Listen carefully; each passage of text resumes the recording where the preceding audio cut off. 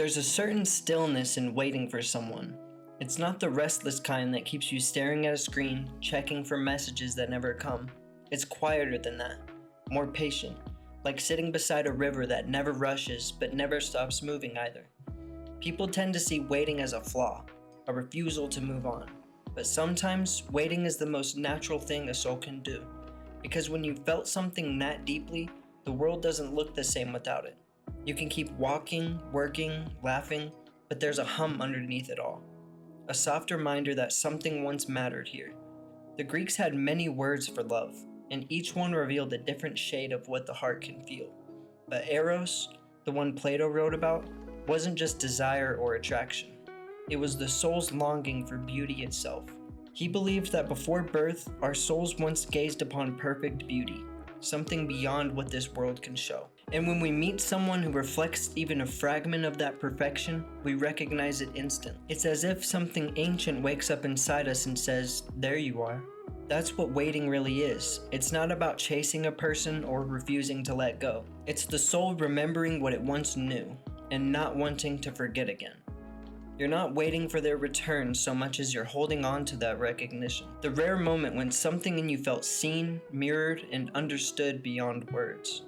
Aristotle wrote that every living thing moves toward what it perceives as good, and when the body stops chasing, the soul keeps reaching. It doesn't measure time like we do, minutes, months, years. It only understands direction, and love to the soul is still the truest direction there is. We tend to think love needs proof, text messages, plans, shared days, promises. But the Greeks saw love as something sacred long before it became practical. They understood that the most profound love isn't always visible. It's something that breathes in silence. It's the kind that can exist entirely within you, untouched by distance, untouched by time. So when people say you're wasting your time waiting, they don't understand that waiting can be alive, that it can shape you, teach you, and soften you in ways nothing else can. Because waiting reveals what part of you is capable of staying loyal without reward. It shows you what love looks like when it doesn't get what it wants, and still chooses to remain kind. Odysseus spent 10 years trying to return home to Ithaca. Through storms, wars, and temptation, he kept going. Not because he was lost, but because he remembered. He remembered the shape of home, the warmth of what was his, and that memory was stronger than everything that tried to break him. That's the kind of waiting that transforms a person. Not passive, not helpless, but devoted. It's knowing that what's meant for you doesn't always arrive when you expect it to, but you'll still keep your heart pointed in that direction anyway.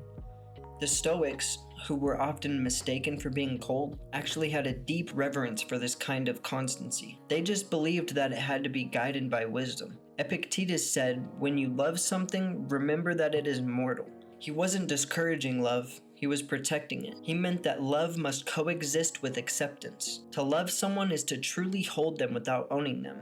And to wait without expectation, that's the purest form of love there is. Because when you wait without demanding, something incredible happens. The pain begins to turn into peace. The ache becomes softer, and you start to understand that waiting doesn't mean refusing to move forward. It means carrying the love forward with you. It stops being about them and starts being about what you discovered through them. Patience, depth, devotion, stillness. You begin to realize that the person was never the destination. They were the doorway. And through that doorway, you found a version of yourself you didn't know existed. Someone capable of feeling, hoping, remembering, and still choosing to live with grace.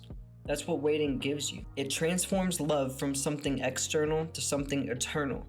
Because when love survives without being fed, it becomes truth. It no longer depends on outcome. It simply is. The Greeks believed the soul is immortal, that every lifetime leaves its fingerprints on the next. Maybe that's why certain connections feel familiar, why some faces feel like memories instead of introductions. When you meet a soul that resonates with yours, it leaves an imprint that time can't wash away. Something in you keeps the recognition alive.